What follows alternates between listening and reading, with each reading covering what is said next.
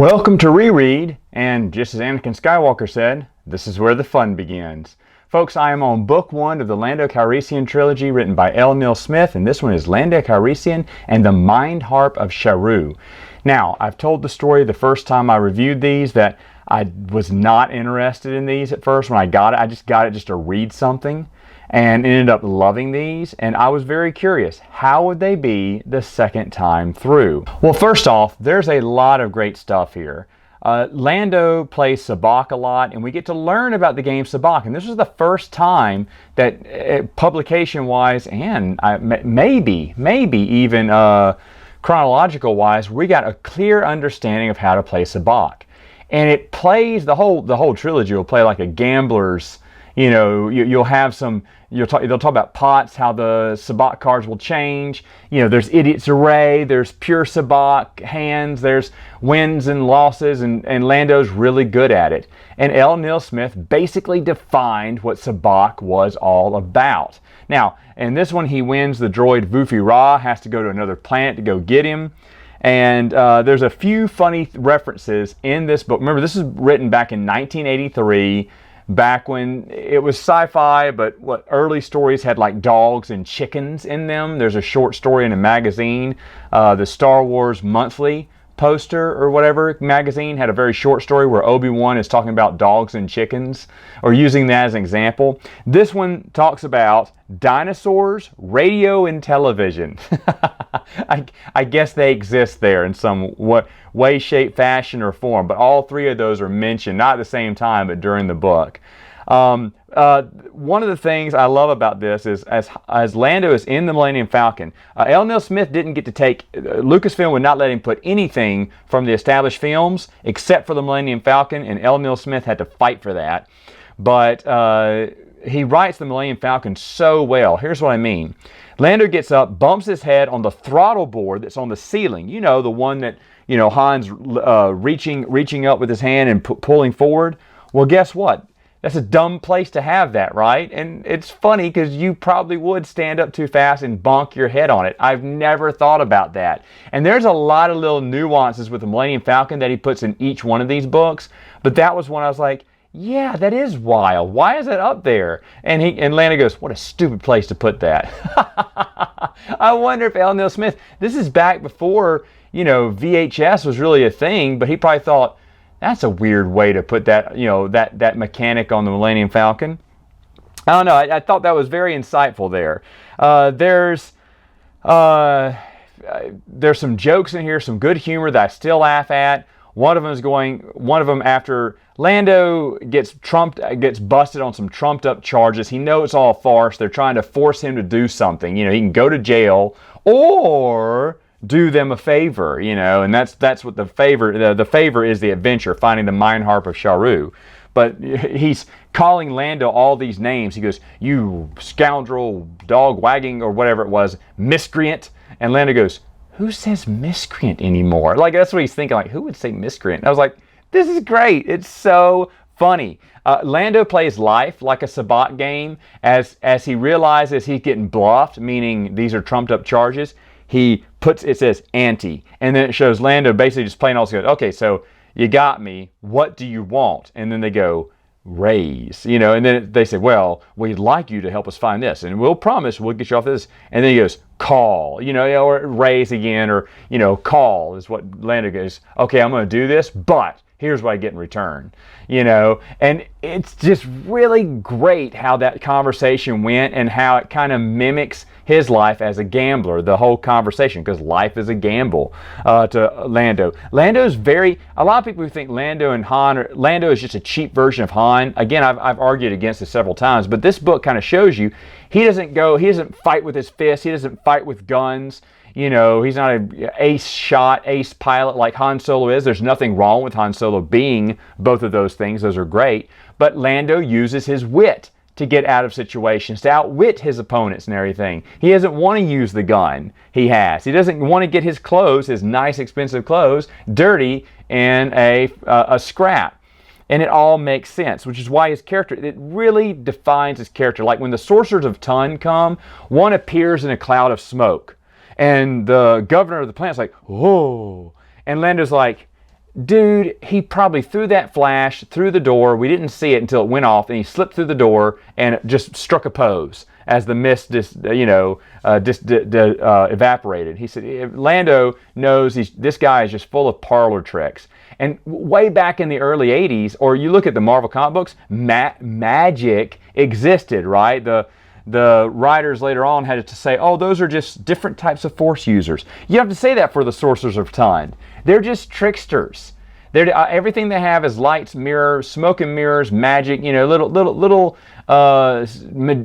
magicians who can fool you with a trick to make you think they're more powerful than they are.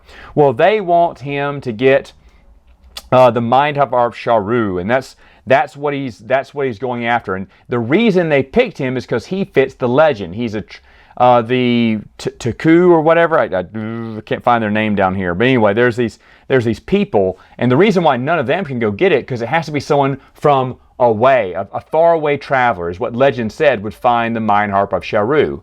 And he's a traveler from another area, from a different area for the galaxy. And plus, they know that these savages will not recognize Lando because he's kind of new, where the others have been kind of sniffing around for the Mindharp, and when they discovered about the prophecy, they're like, oh, rats. Well, they've already seen us, so they know that we're not a traveler from far away. So it all makes sense why Lando is up to it. Now Lando gets trapped by these people, by the savages. They don't believe he's the one, but there's a rule, and Lando doesn't know it yet. But Lando's given the key. The key is to something to help find the Mindharp, and they want the key from him. He refuses to give it to him, but they don't kill him. He's like, why aren't they killing me? Because their prophecy says they can't kill the bearer of the key, the person who has the key. Someone slips up and tells Lando that, and he's like, oh, great. Well, they can't kill him or steal the key from him. So what they do is they strip him down to his skivvies, tie him to a tree, a life crystal tree that's going to suck the life out of him slowly, and he's going to die that way. That way they don't kill him directly. And they can't take his key until he's pronounced dead. And so they leave him there in the cold, and I remember this scene so well because I laughed so many times. I still laughed at this. It says he was cussing out them, cussing out everyone, cussing out himself, and then he ran out of things to cuss about, so he just started all over again. It's great. It's great. There's so many good scenes. He had nothing, and then he just sitting there quiet, thinking of how frustrated he is because he's in this whole situation, and the only thing Lando could do was yell. So he yelled. This is what it said. I was like, yeah, he yelled. That's great. Just yelled out. And then he was slowly losing his mind until he was able to break free and get away, like Lando always does. There's a weird part when he finds the Mindharp of Sharu. His body grows as a giant and things become slower to him. Vufi-Ra stays the same. So Vufi-Ra is very tiny, can fit in his ear. And Vufi-Ra slows down his dialogue because Lando's now moving super slow. Even though Lando doesn't feel like he's moving slow, he feels that Vufi-Ra is moving really fast. And it's a little Alice in Wonderland, but eventually the Great Hall where the Mindharp is located can talk. Again, this is kind of weird, but it kind of explains itself later on. They say you have to go through that. That's like a test they do, just so they can make you grow and make you shrink back to normal size. And using that method, he gets the Mindharp. They escape, but what feels like just a few days has been actually 4 months since, when he comes back. And when he comes back, Vufi-Ra immediately turns him into the police. He turns the police and says, hey, this is the guy you're looking for. And he's like, what, you traitor? And what it is, Vufi-Ra had a program in him to, once Lando had the Mindharp of Sharu, betray him, turn him into the cops. Well, the governor is mad because they haven't seen him in 4 months. They don't know where he's been. And Vufi-Ra feels bad because now that his programming has been completed, his objective is complete, he has to go and rescue Lando, which is what he does because he feels bad because he really liked being with Lando. And while he's doing that, the governor has the Mindharp. He knows that if you can use it to control the minds of everyone in the sector or the galaxy, and he's going to use it for his own power. The sorcerer isn't there, and the sorcerer Gepta wants it, and he's like traveling back to the planet when he hears Lando's back. And Lando has figured out something about the harp because Lando is smart. He is witty. He knows that the Mindharp isn't what the legends say it would be. The thing is, these Toku, or whatever they're called, Toku or whatever, savages, they're actually the Sharu, who a long time ago, millennia ago, went into hiding from some outside threat.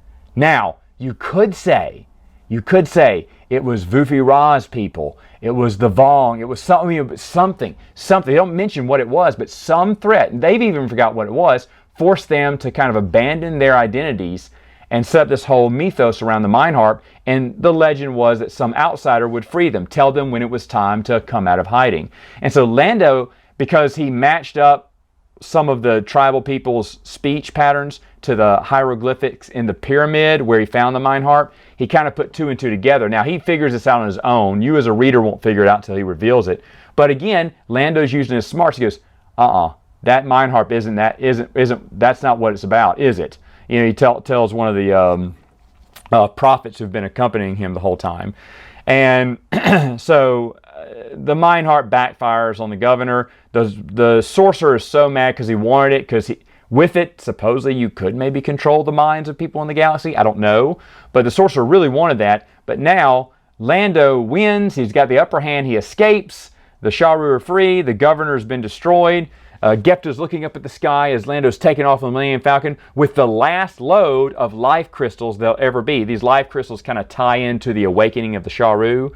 And so now life crystals will be rare, or the price will go up exorbitantly afterwards. And again, Lando has a cargo full of them in his Millennium Falcon. So he's going to get away scot-free and super rich.